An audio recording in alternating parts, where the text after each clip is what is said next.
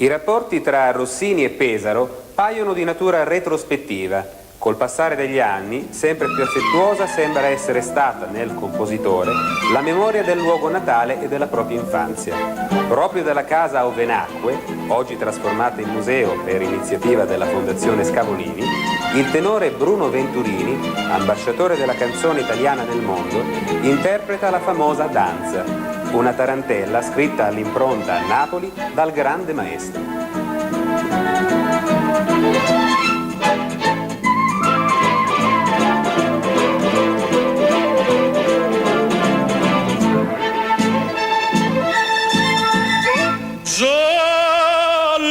In mezzo al mare, mamma mia, si salterà. L'ora è bella per danzare, chi in amor non mancherà. Già la luna in mezzo al mare, mamma mia, si salterà. L'ora è bella per danzare, chi in amor non mancherà.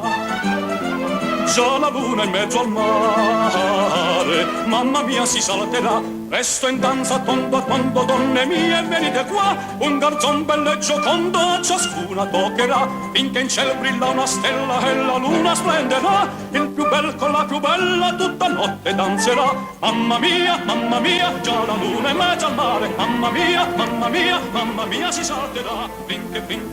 La Scavolini ha sempre curato, parallelamente alla sua attività più propriamente industriale, un'attività che la lega molto al suo territorio.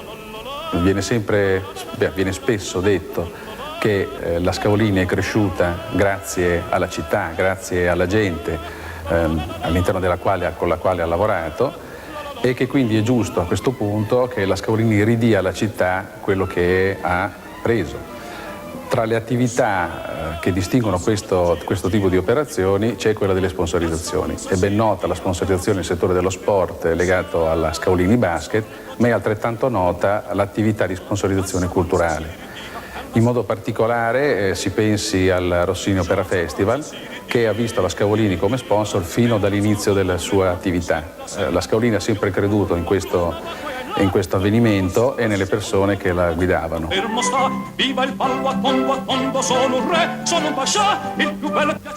Tutte le attività culturali della Scavolini sono realizzate attraverso la fondazione che ha sede nella seicentesca Villa Montani, prestigiosa dimora di nobili dinastie e recentemente restaurata dalla Scavolini.